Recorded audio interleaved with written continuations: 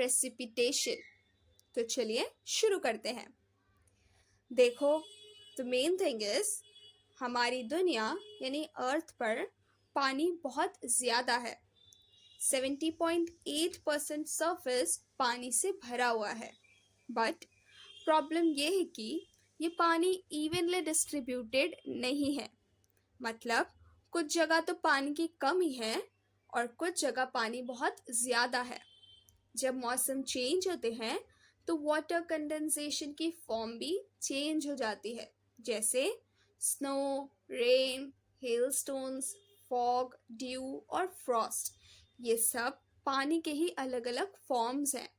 जो बहुत ऊंचे एरियाज यानी हायर एल्टीट्यूड्स हैं, वहाँ पानी रेन की जगह स्नोफॉल बनकर गिरता है, क्योंकि वहाँ का टेम्परेचर बहुत कम होता है। प्रेसिपिटेशन, सिंपल वर्ड्स में, जब क्लाउड में से पानी या तो सॉलिड फॉर्म में या तो लिक्विड फॉर्म में ज़मीन पर गिरता है, उसको हम प्रेसिपिटेशन कहते हैं। इसके अलग अलग फॉर्म्स क्या है? जैसे मैंने पहले बताया, snowfall, rainfall, hello storm, fog, due और फ्रॉस्ट, ये सब प्रेसिपिटेशन ही है। सब्लिमेशन, सब्लिमेशन एक प्रोसेस है।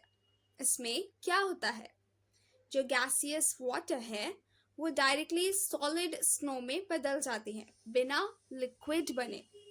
जब टेम्परेचर बहुत कम हो जाता है तो water vapour directly snow flakes में कन्वर्ट हो जाते हैं। स्नोफॉल, जब सॉलिड वाटर के पार्टिकल्स स्नो की फॉर्म में गिरते हैं, उसको हम स्नोफॉल कहते हैं। कैरेक्टरिस्टिक्स ऑफ स्नो, स्नो एक सॉलिड फॉर्म में होता है और लेयर्स में अक्यूमुलेट्स हो जाता है। ये फ्राइबल यानी आसानी से टूटने वाला और ओपेक, जिसके आर पार न दिखे, ऐसा होता है। जब बर्फ मेल्ट होती है तो उस एरिया के लिए पानी का मेन सोर्स बन जाती है। स्नोफॉल बहुत हाई एल्टीट्यूड और टेम्परेट रीजन्स में होती है। ट्रॉपिकल रीजन्स जैसे इंडिया के प्लेन्स में ये सिर्फ पहाड़ों की ऊंचाई पर होती है। स्नोई एरियाज में रहने वाले लोगों को फ्रॉस्ट बाइट यानी ठंडी से चोट से बचना पड़ता है। हेवी स्नोफॉल की वजह से ट्रांसपोर्ट और कम्युनिकेशन सिस्टम में दिक्कतें आती हैं। स्नो वर्सेस आइस, देखो, स्नो और आइस दोनों सॉलिड वाटर है, बट बनने का तरीका यानी प्रोसेस ऑफ फॉर्मेशन अलग है और प्रॉपर्टीज भी डिफरेंट है। स्नो ये कहाँ बनती है? हायर एल्टीट्यूड्स और हाई लैटिट्यूड एरियाज में बनती है। वहाँ का टेम्परेचर 0 डिग्री सेल्सियस से कम होता है। कैसे बनती है? प्रेसिपिटेशन स्नो की फॉर्म में होती है, मतलब आसमान से गिरने वाला पानी है। कैसे होती है? स्नो हल्की, फ्राइबल और ओपेक होती है। अक्यूमुलेशन, ये लेयर्स में अक्यूमुलेट हो जाती है। आइस कैसे बनती है? आइस डायरेक्टली स्नोफॉल से रिलेटेड नहीं है। इसके दो मेन प्रोसेसेस हैं। नंबर 1, लेक और रिजर्वॉयर आइस। जब वाटर का टेम्परेचर फ्रीजिंग पॉइंट से कम हो जाता है तो लेक या रिजर्वॉयर की सरफेस पर आइस की लेयर बन जाती है और वो फ्लोट करती है। Number 2, glacier ice. जब स्नो की बहुत सारी लेयर्स एक दूसरे के ऊपर जमा हो जाती है यानी अक्यूमुलेट हो जाती है, ऊपर वाली लेयर्स का प्रेशर नीचे वाली स्नो पर पड़ता है तो वो कंप्रेस हो जाती है। इस हैवी प्रेशर की वजह से नीचे वाली स्नो होमोजीनियस, मासिव और ट्रांसपेरेंट हो जाती है। इसी मासिव ट्रांसपेरेंट फॉर्म को हम आइस कहते हैं। ये बहुत सॉलिड होती है। तो स्नो है freshly fallen, light, white stuff और आइस है compressed, hard, transparent form of water. Clear हो गया ना डिफरेंस? हेल, हेल को हम हेल स्टोन्स या ओले कहते हैं।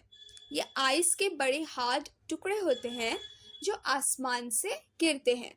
फॉर्मेशन ऑफ हेल, देखो इसका प्रोसेस थोड़ा फास्ट होता है। जब जमीन पर बहुत ज्यादा गर्मी होती है तो ऊपर की हवा तेज रफ्तार से ऊपर उठती है। जब ये गर्म हवा ऊपर जाती है तो टेम्परेचर कम हो जाता है। इससे पानी की भाप यानी वाटर वेपर कंडेंस हो जाती है और डार्क क्लाउड्स बन जाते हैं।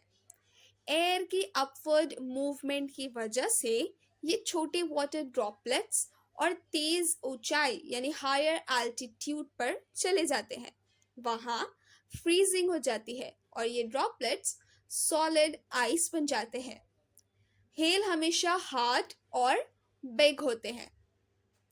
कंसेंट्रिक लेयर्स, हेल का सबसे खास फीचर क्या है?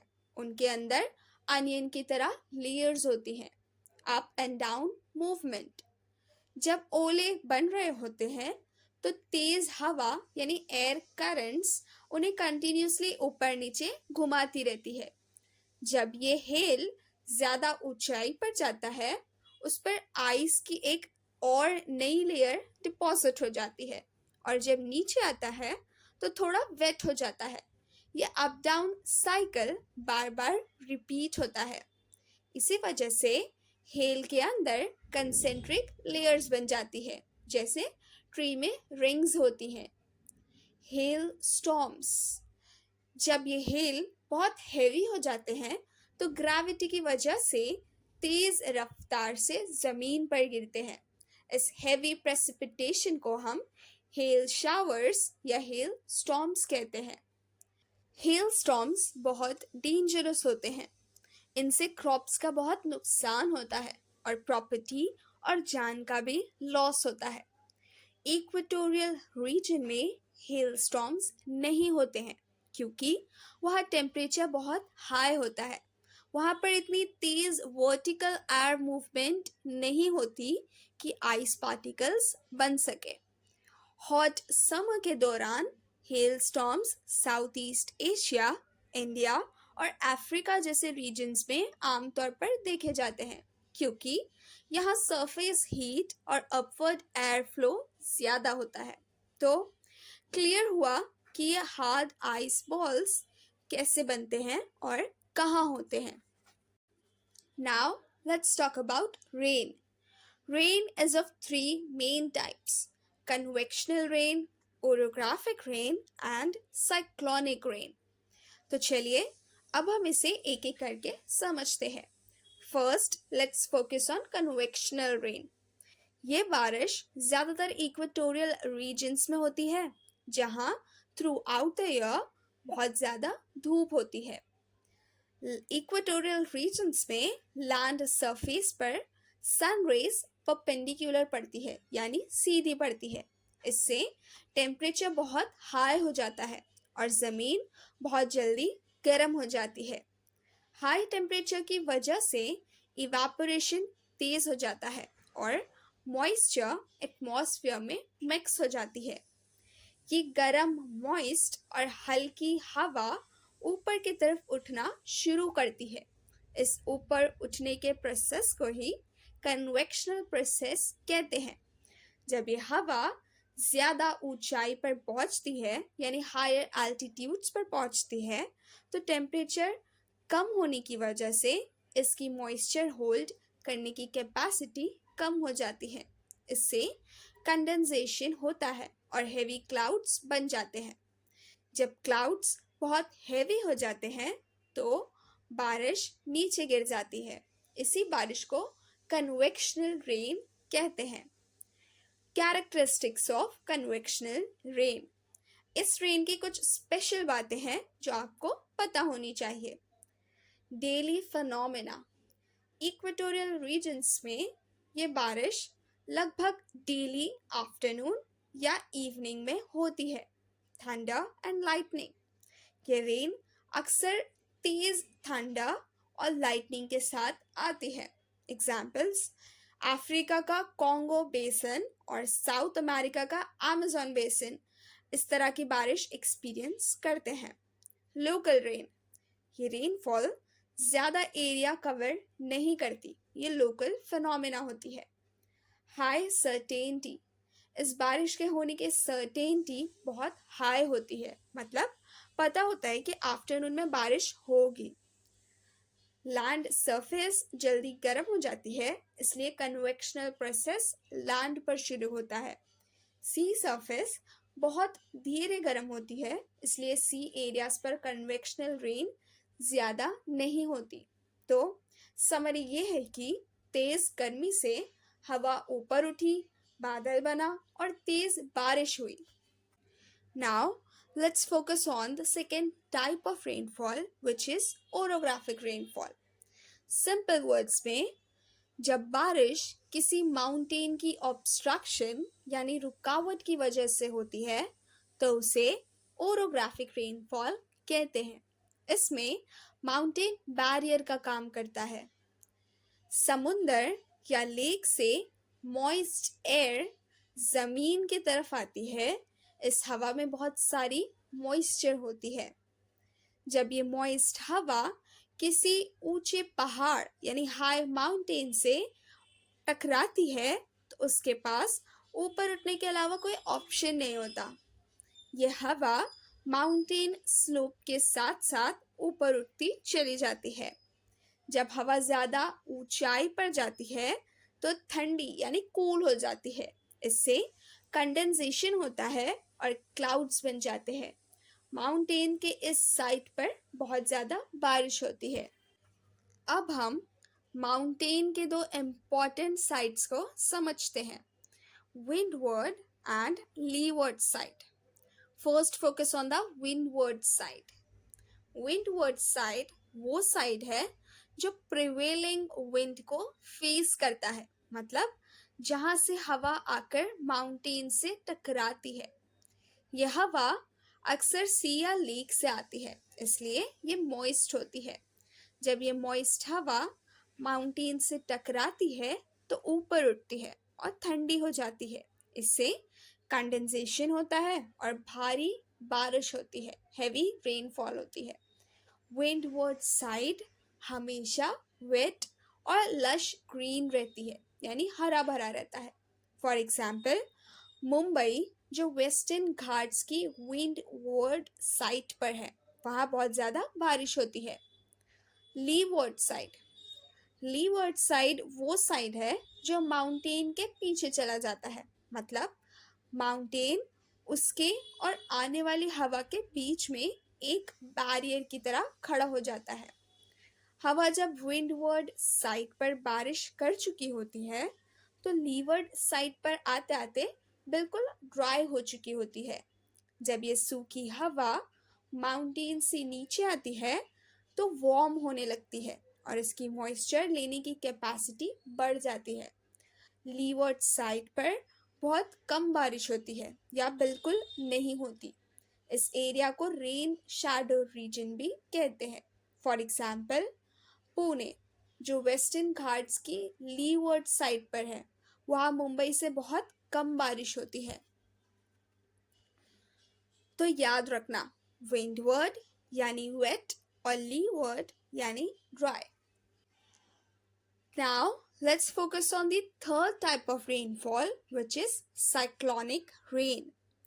Cyclonic rain तब होती है जब साइक्लोन आता है।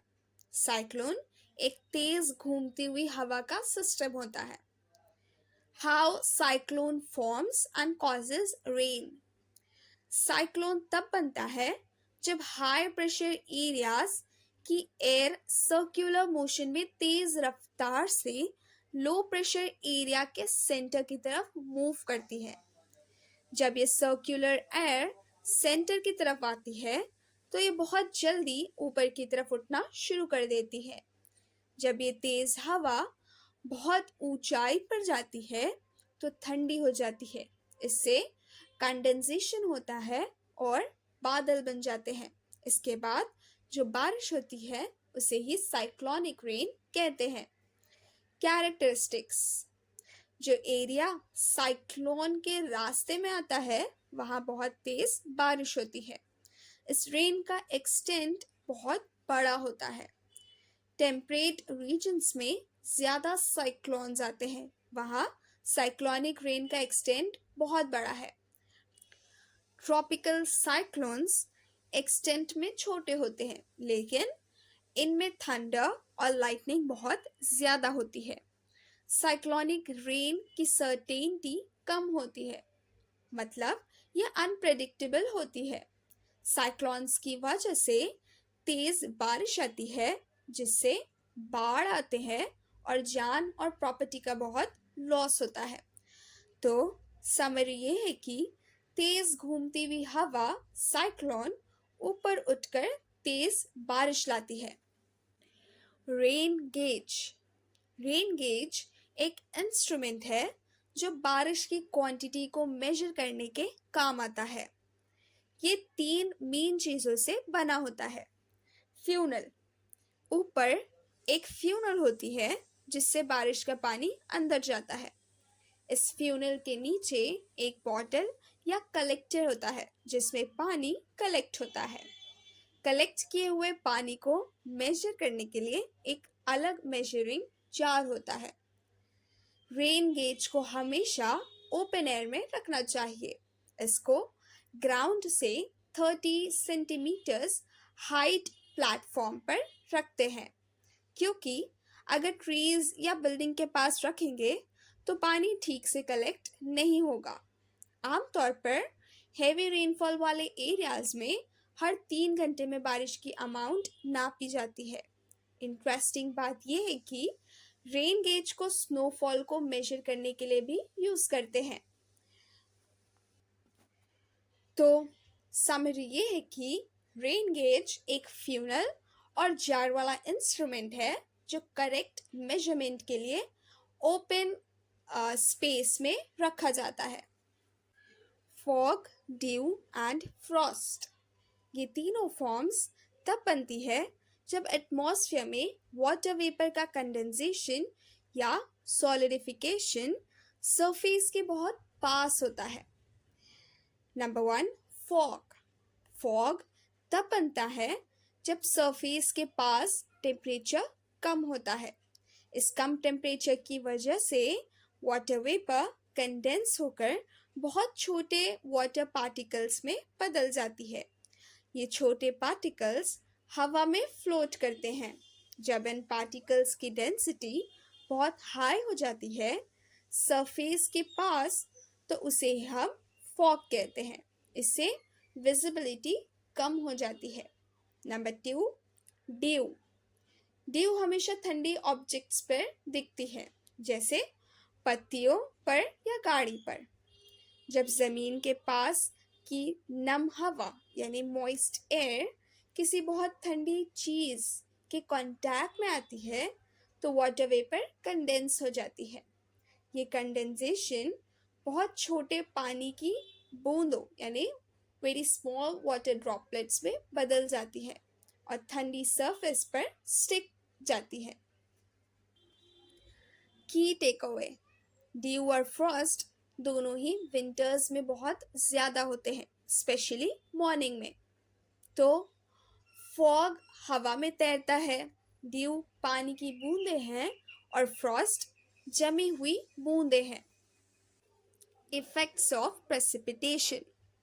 प्रेसिपिटेशन हमारी लाइफ के लिए कितनी ज़रूरी है और जब ज़्यादा या कम होती है तो क्या होता है। Positive and negative effect. Precipitation ही पूरी अर्थ पर पीने वाले पानी यानी पोटेबल वाटर का एक लौता सोर्स है। अगर ये ना हो तो लाइफ इम्पॉसिबल है। जब बहुत ज़्यादा बारिश या बर्फ यानी एक्सेस प्रेसिपिटेशन होती है तो फ्लड्स आते हैं, जिससे जान और प्रॉपर्टी का लॉस होता है। जब बहुत कम बारिश होती है यानी लेस प्रेसिपिटेशन तो ड्रॉट पड़ जाता है। ज़्यादा या कम बारिश होने से फूड सप्लाईज की कमी हो जाती है और खाना इंपोर्ट करना पड़ता है। फार्मर्स की कंडीशन बहुत ख़राब हो जाती है। और कंट्री की इकोनॉमी अफेक्ट होती है। इंडिया की इकोनॉमी खेती पर डिपेंड करती है और हेवी तरह से प्रेसिपिटेशन पर डिपेंड है। लेकिन इंडिया में प्रेसिपिटेशन अक्सर एराटिक होती है, यानी अनप्रेडिक्टेबल होती है। Acid rain. एसिड रेन एक पोल्यूटेड फॉर्म ऑफ प्रेसिपिटेशन है। ये नेचुरल नहीं है, बल्कि इंसानों की एक्टिविटीज की वजह से होती है। एसिड रेन मतलब प्रेसिपिटेशन का पानी घुले हुए एसिड्स के साथ मिक्स होकर गिरता है। पोल्यूटेड एयर से गैसेस जैसे सल्फर डाइऑक्साइड वाटर वेपर के साथ केमिकली रिएक्ट करके नाइट्रिक एसिड और सल्फ्यूरिक एसिड जैसे एसिड्स बनाती हैं।